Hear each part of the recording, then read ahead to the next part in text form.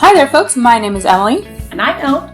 And this is Oh My Word, a podcast where we discuss books, movies, musicals, TV shows, etc., and give you an idea of the content contained therein so that you can be a more informed consumer.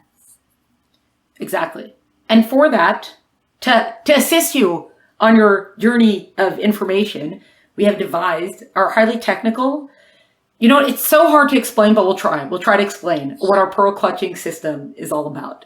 So, violence, language, and romance get ratings between 0 to 4, 0 being the good rating, because that means no pearls were clutched in the viewing or reading of this book / entertainment, and 4 being not great, because all the pearls were clutched, and they were clutched from clutchingness, not from excitement or joy. Not from joyful excitement, but from getting excited in a negative kind of way. Correct. You know what? I just distilled a very complex system down to those few lines. Right, you did your best. It was a pretty good job. Yeah. Oh, okay, good. Okay, good. Otherwise, there'd be a lot of formulas and scientific jargon, and people would be very confused, and they probably wouldn't listen to us anymore. Yeah, and that would just not be... What would we do? We'd have to just be back just talking to each other in the basement, as usual. Uh-oh. We don't want that. Nobody wants that. Yeah. So it's just us alone in our bunker basement. Speaking of a bunker basement, that has nothing to do with anything with what we're speaking about. I'm like, sure, there were bunkers that existed at the time that this existed, but that is totally a terrible, horrific segue. Yeah. But we shall use it all the same. Now, we're actually speaking about, if I can even pronounce this correctly, the Guernsey Literary and Potato Peel Society, but we're speaking about the Netflix film adaptation, not the book. It's based on the book of the same name by Marianne Schaefer and Annie Barrows, and the film came out in 2018. It's starring Lily James. We spoke about Lily James a little bit when we spoke about Cinderella, the live action. Mm-hmm. So you may refer back to that. There's a bunch of other characters in there also, and I'm trying to figure out because the fiance character looks so familiar to me, and I can't. You know when you're like, oh, who's that guy in it? What is that guy in again? Who's that guy again? He is funny because he sounds, so it's set in England, right? And but he's American, and he sounds so American that I assumed it had to be a fake accent. But I looked him up, and he's actually born in Texas. But maybe it's just it was so jarring hearing his accent next to all the British accent, which is why it sounded more American, but it sounded... Yeah. It really sounded fake. It's true, because it almost feels like he's like really leaning into it, like playing it up. Yeah. Unless he just did that for his character. I mean, maybe he was. Yeah. It could be. So the synopsis that we have is that in the aftermath of World War II, a writer forms an unexpected bond with the residents of Guernsey Island, where she decides to write a book about their experiences during the war. So the island is a little bit off of the coast of England, I guess. Well, it's the coast of England. Well, but it's English. And it's also because she's first exchanging letters with somebody who's part of the literary society. I guess from the book that she came out with, that had just come out. She's supposed to have this whole book that just came out. And then eventually she goes to visit them and she sees the person she was exchanging letters with, actually a young man. And the literary society is like a hodgepodge of people. Some older people, like of different age ranges, different backstories. It's just that they all were brought together during the war through books. And then, let's see. So violence is a 1.5, language is 1, romance is a 1. Good job for keeping such low ratings. Good job, Guernsey Literary and Potato Peel Society, Netflix. That's an anomaly. This is atypical for Netflix. True. Especially because it's an adult romance. And a lot of times, even though like it's taking place, you get in the 1950s when people had like more sensitive sensibilities, which some did and some didn't. But it doesn't. Good job. Good job. There is, I think, a slight reference to her editor or publisher, I think, talks about, I think he's officially gay, but it's not, the romance is really not, even though it is, but it's like not. I know. There's some kissing, there's a love triangle. Violence, the only violence that occurs is when we see flashbacks to the war, right? Sort of some of the bombing. And even then it's not too bad, but there is a flashback and they show like the aftermath of a bombing and everyone's in a hospital and like people are bleeding. So it's, it's.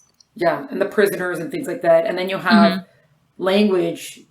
There's some specifically British not swear words, but I guess some British like language, but it's not none of it's overdone, none of it's particularly jarring. Like when they say bloody heck, right. That's technically cursing, but since we don't really use it here, and I think bloody sounds pretty tame to American ears. Like, it's an exclamation of, upset, of being upset, but it's like darn. To me, it sounds about as bad as darn, Yeah.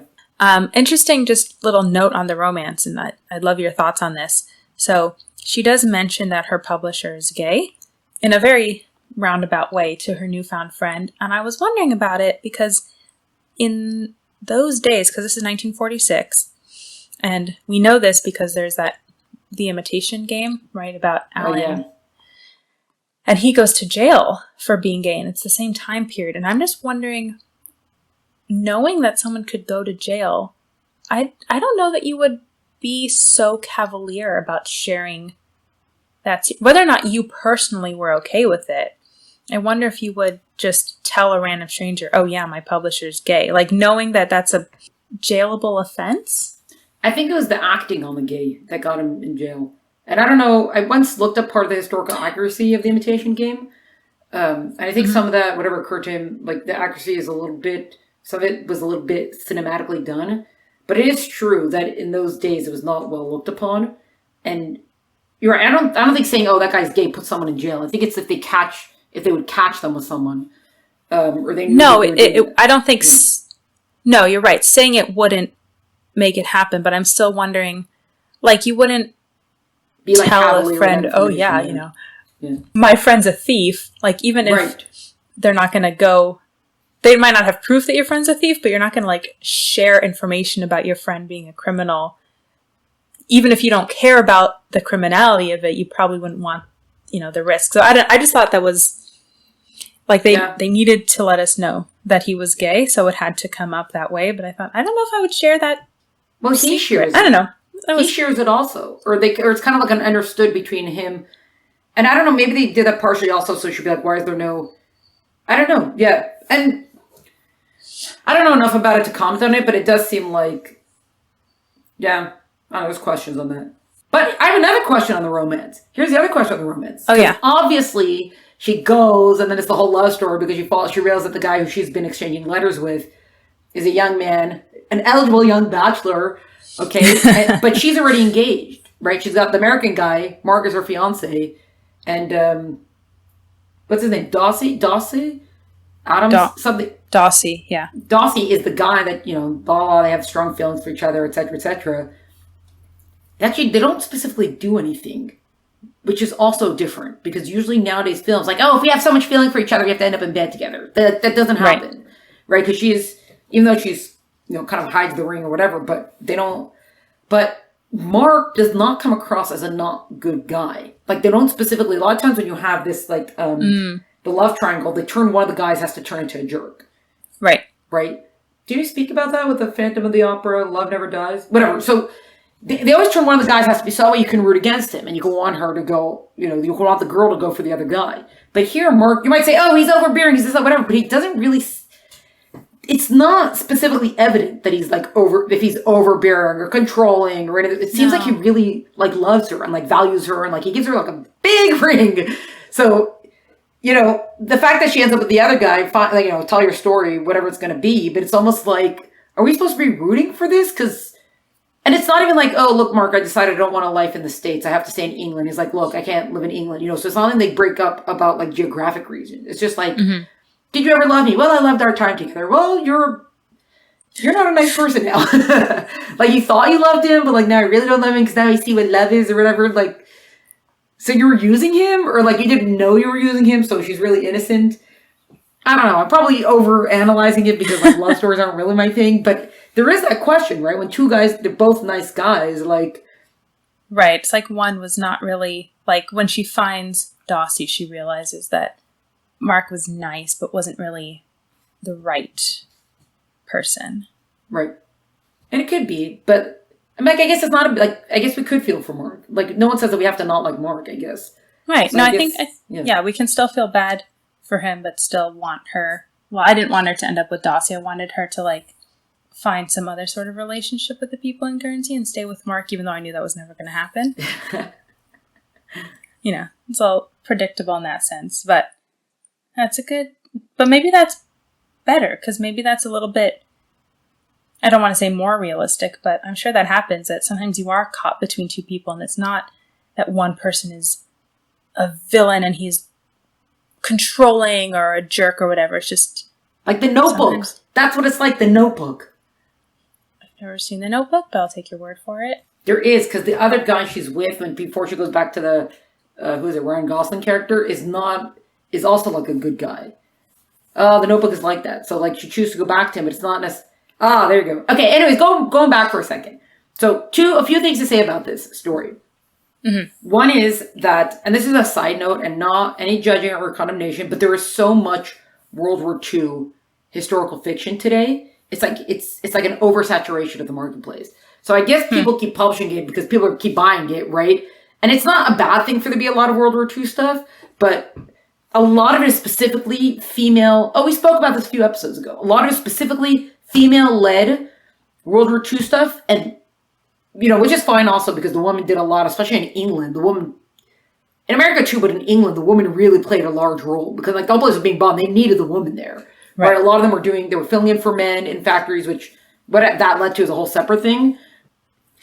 Like we were saying, like if you look at the covers of all these World War II historical fiction, it's all basically the same cover. It's always the back of one woman, two women, three women, and like they're just standing in like either it's a blue cover, a purple cover, or whatever. Or there's airplanes in the background, or bombs, or something. Yeah. Yeah. So on the one hand, as long as people are buying it, or as long as that's what the writer, it's not even that. As long as people want to write it, I'm happy for them to write it. As long as it's not to the exclusion of other historical fiction, right? So write as much as you want. Especially World War II is a time it's still so close to us, in that way, and we don't want people to just look over it because that was one like. World War II, I'm like, it's not the only, there are many, many not great things that happen in the world. So we don't want to gloss over any of it. But at the same time, it's like, please allow for other historical fiction. But the biggest thing is, it seems like because of it, and writers are now looking for new angles. It seems like there's like a lot of romance stories are getting into it. And sometimes it's not like always great because, for example, in this one, the Litter and Potato Peel Society, right? All these people were sneaking out of curfew. The Germans are taking over the island. They're sneaking out of curfew, to meet with each other and bond over books and find some sort of like light and solace within the war. Which, that probably, that's a real thing. But then when one of the people, she's supposed to be fierce and everyone loved her and independent, right? Then she falls in love with like a British soldier. Oh, spoilers! A German soldier. A German soldier. Yeah, not a British soldier. A German soldier. And like they're kind of mad at her about it, but we're supposed to be like, no, because love triumphs over all. Like, No. Like, that German soldier is gonna go kill British people. It's not like he was gonna defect from the army or something, And it's like, the Germans are the one bombing. And this is a thing indicative of wartime, because, like, you have films that had to come out, like, Sayonara had to come out, because a lot of people, that it paved the way for marriages between, like, Japanese and Korean, because it's so close to the war, and people were like, no, we will not look at a Japanese person, even if they're an American Japanese, we won't look at them. And like Sayonara was a film that actually really affected marriages after that, because it showed like it's okay to fall in love with like a Japanese, even though the Japanese person is also like the Americans bombed me, right? So it's both sides. But this is like a thing, like this is 1946, okay, and she falls in love with the German soldier during the war, like during the war. While they're being occupied by the Germans. Yeah, no. Like he's part of the occupying force. Yeah, the occupying force, and we know what the Germans did, and they were decimating London and all that kind of stuff. Like, that's not something I'm going to get on board with. Like, now that's also a personal thing. Maybe someone else loves it and think it's so beautiful when you have the opposing forces falling in love. But it's not like their love was it's not like it was like the Chancellor's kid was going to like change everything by falling in love with the enemy. It's like, this guy is going to turn around and he's going to have to shoot someone who's your people. I don't know that I can. And then also there's a child out of wedlock, which is not good for pearl clutchingness. That's true. Forgot about that part. Maybe we should bump that. Right. So, yeah, obviously the child should be cared for and loved and not felt like, oh, you're mixed, blah, blah, blah, whatever. And they do. They're all, the literary society is all there for raising the child and whatever, which is great. But it's like, I'm not, But when the people, they're mad at her at first for falling in love with this German, and then when they find out later the repercussions of it, and the woman who, it's not her mother, but it's like, she acts like her mother, and she apologizes. She's like, it was my fault. I shouldn't have been mad at her. I'm like, if you were mad at someone in the middle of World War II for falling in love with a German, you're not a bad person. Like, it's totally reasonable that you were upset by her association. That's a very reasonable stance to have taken. Even if, like, you know, once it's 1946, you know, and it's two civilians, like, there's a different scenario. But in the middle of the occupation, and you're mad that she's sleeping with the enemy, that's reasonable. Yeah. I mean, you don't have to give her a scarlet A. That's okay if you don't give her the scarlet letter. Right.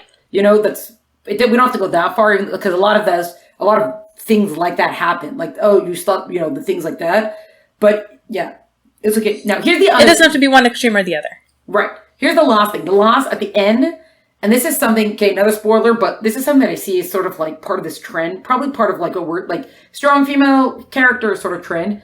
When she decides to go back, blah, whatever, she decides she's going to declare her love for Dossie, whatever, she proposes to him instead of like him proposing to her.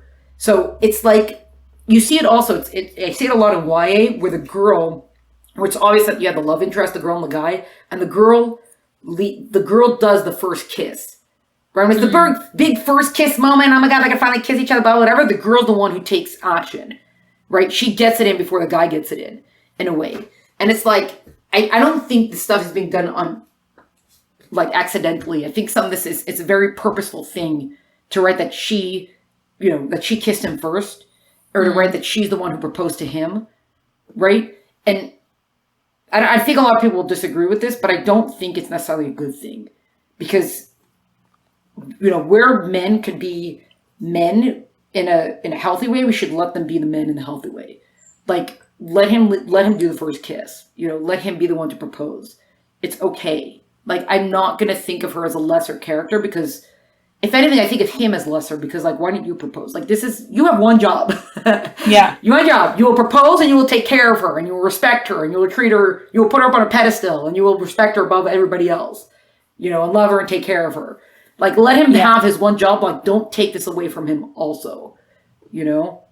I do. In fact, my view of the whole proposal situation is that the person who is proposed to is the one with the power, not the one who proposes. The one who proposes is completely vulnerable and asking like the biggest question ever and leaving the power to make that decision in someone else's hands. So the person who's being proposed to is the one with the power, not the one who's proposing. Because I can say, hey, will you marry me? But now the power is yours, yes or no. It's not, because I can't force you to marry me. So I've given up completely my power when I propose. So in fact, by making her be the one who proposes, it's not, I mean, yes, it's a position of I'm making a choice and I'm not waiting around for you. But you still have to wait because he might say no. Yeah, I guess that's true. I think that's true too. Yeah. I don't know, I didn't feel like it was needed. You know, it was almost like, let him say it, because we already know how you feel. You wrote the manuscript, you did whatever, you know, you showed... Whatever. Right, let's see how he feels. Yeah. I will, just one thing, well, not unrelated to the movie, but unrelated to that topic, because we were talking about varying the type of historical fiction, how there's so much World War II historical fiction, which I agree was not a bad thing, but it is interesting how much there is. However, I did actually learn something because I had no idea that Germans occupied any part of England. I mean, this is an island, and I looked it up on the map, and it's actually closer to France than it is to England. Nonetheless, I had no idea that the Germans were, you know, I know they bombed the mainland, but I didn't realize that they actually had taken over any British holding. So that was an interesting historical fact. Yeah, that's true. So I guess that does help. Like, if you have so many different perspectives from the war, you could show... Because, I mean, there's millions of stories, technically, because there's millions of people who lived, right? So Exactly. There's millions of stories to tell. Yeah. No, I don't mind the saturation of it. I only mind if it excludes other stuff. Right. That's all. Yeah.